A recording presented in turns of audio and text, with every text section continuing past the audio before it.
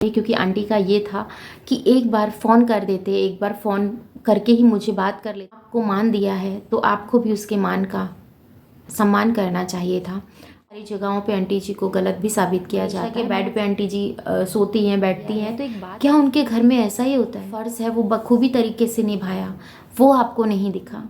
आपको मनीषा का बेड दिखा, आपको बहुत लगन होती है कि मुझे वो हासिल करनी ही करनी है, चाहे कुछ भी। घर आए अपनी मम्मा को इनविटेशन देने के लिए, उनको बुलाने के लिए, क्योंकि आंटी का ये था कि एक बार फ़ोन कर देते, एक बार फ़ोन करके ही मुझे बात कर लेते, वही सबसे बड़ी बात है। और सचिन का ये बात कहना था, जब भी मैं कॉल करता हूँ, मम्मी हमेशा कभी शादी में होती है, कभी कहीं होती है, कभी कहीं होती है, तो मेरा कॉल अटेंड ठीक से नहीं हो पाता है। बस ये बोलते हैं कि आज मैं शादी में हूँ, आज वहाँ हूँ, तो इस वजह से कॉल करने से भी थोड़ा बहुत मन वो हो जाता है कि आज पता नहीं कल वो कहाँ चली गई या फिर कहाँ गई, ये चीज़ें सोचते हुए। और सचिन ने अपने पापा को ब्रेसलेट ला के दिया है चांदी का, और उसमें आंटी जो आर्गूमेंट कर रही हैं, उनका जो क्या कहना है ये मैं आपको बता देती हूँ। बहुत सरलता से, बहुत अच्छे से उन्होंने समझाया है। पर बच्चे हैं यहाँ पर, आंटी जी से भी ये बात मैं कहना चाहूँगी कि अगर वो इतने प्यार से लेके आया है, आपको मान दिया है, तो आपको भी उसके मान का सम्मान करना चाहिए था। और सचिन बहुत अच्छे से इन सब चीज़ों को समझते हैं, क्या चीज़ें हैं क्या नहीं है। पर कोई बात नहीं, आपने भी अपनी बात रखी, आपकी बात भी ज़रूरी थी।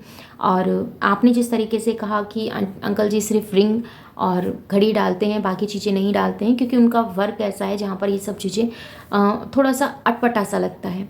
तो अगर आप टीचिंग लाइन में हैं तो आपको काफ़ी सिंपल रहना होता है।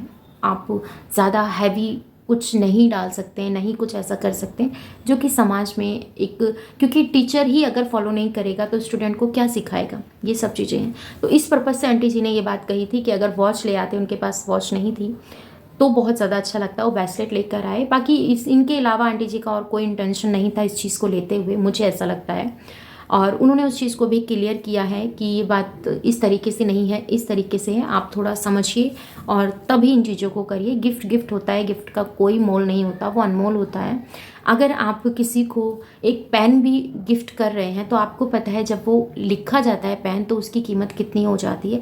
बेशक आज जो पेन 10 रुपये का, 5 रुपये का है, वो वैल्यू नहीं रखता।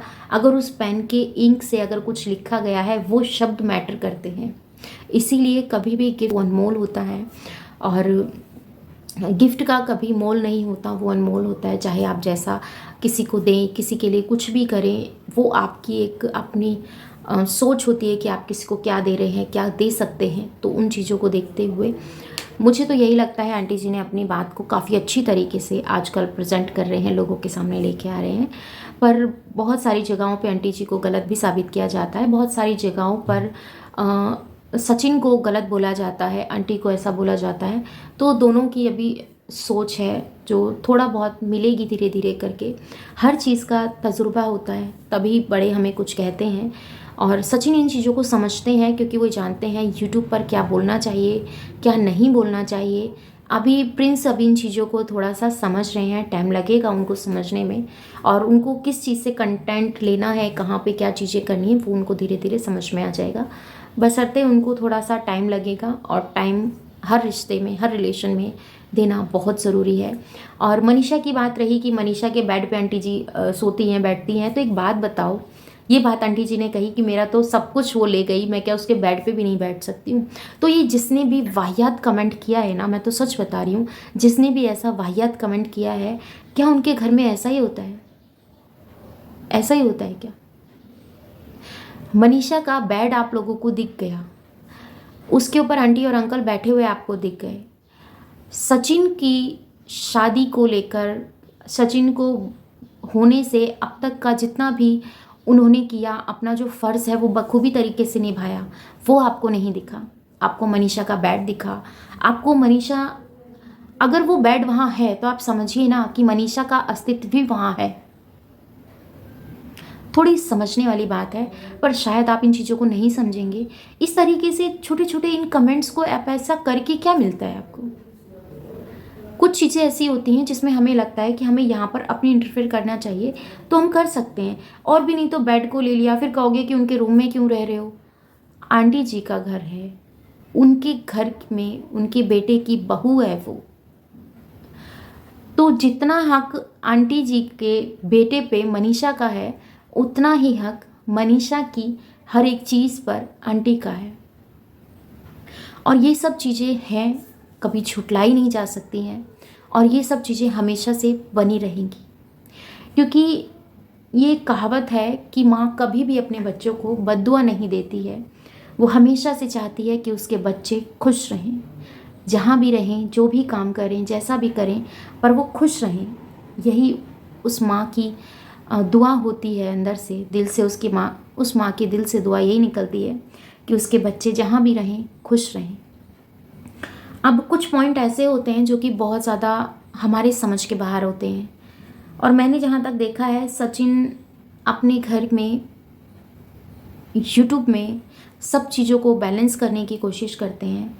वो लेके चलते हैं कि सारे रिश्ते की अपनी अपनी जगह है, और वो रिश्ते अपनी अपनी जगह बिल्कुल सही हैं। कभी कभी देखो, घर में है, 4 बर्तन हैं, खटकते हैं, मनमुटाव हो जाता है, गलतफहमियाँ हो जाती हैं। पर गलतफहमियाँ बढ़ती तब हैं जब हम गलतफहमी होने के बाद उन गलतफहमियों को सही साबित किया जाता है और कहा जाता है कि ये बिल्कुल सही है।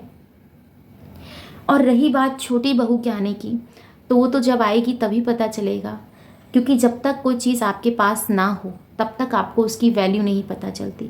अगर वो दूर किसी शोरूम में रखी है तो आपको बहुत लगन होती है कि मुझे वो हासिल करनी ही करनी है, चाहे कुछ भी हो जाए। तो जब आप उसे अपने पास लेके आते हैं तब आपको उसकी वैल्यू का पता चलता है कि ये कितने टाइम से कितने टाइम तक हमारे साथ रहेगी। अगर ये अभी हाथ से छूटती है तो 1 मिनट में बिखर जाएगी। और फिर ये चीज़ें होती हैं कि नहीं, अगर वो वहाँ है तो अभी तक ठीक है, जब पास में होगी तब पता चलेगा क्या है क्या नहीं है। तो बहुत सारी चीज़ें हैं जो कभी सही होती हैं, कभी गलत होती हैं, और गृहस्थी में ये सब चीज़ें आम बात हैं।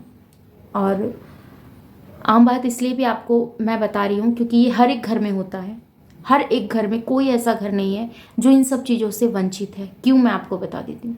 माँ हर घर में है, बच्चे हर घर में हैं। कई बार बच्चों की खुशी के लिए माँ बाप को ऐसे फैसले लेने पड़ते हैं, और कई बार बच्चों को अपनी खुशी, अपने माँ बाप की खुशी के लिए ऐसे कठिन फैसले लेने पड़ते हैं जो कि बिल्कुल भी सही नहीं होते हैं, पर बाद में चल के उन फैसलों के साथ साथ रहने की आदत हो जाती है। जैसे कि सचिन अम्बाला रहते हैं, तो अम्बाला रहते हैं, वहाँ पर उनका घर बन रहा है, मनीषा के साथ हैं, और कभी भी लो तो मनीषा को ही टारगेट किया जाता है कि मनीषा इस तरीके से है, वो अच्छे से समझती नहीं है अपने रिलेशन को, वो अपने सास ससुर को वैल्यू नहीं देती हैं, और ऐसा क्या हुआ, कैसे नहीं हुआ, बहुत सारे इल्ज़ाम हैं जो आंटी के ऊपर लगाए जाते हैं कि मनीषा का जो भी है, मतलब उन्होंने, मनीषा के जो एग्ज़ाम हैं वो नहीं हो पाए हैं। और वो क्यों नहीं हो पाए हैं, क्योंकि आंटी का जब ऑपरेशन हुआ था 15-20 दिन के लिए मनीषा वहाँ रही थी। उसके बाद फिर वो 1-1.5 महीना वैसे ही नहीं गई, तो जो कॉलेज में होता है वो सब चीज़ें नहीं हुई। जब रेगुलर अटेंडेंस नहीं लगेंगी या रेगुलर आप नहीं जाएंगे तो कहीं ना कहीं फ़र्क पड़ता है। तो वही सब चीज़ें हैं, धीरे धीरे सब सॉर्ट आउट हो जाएगा।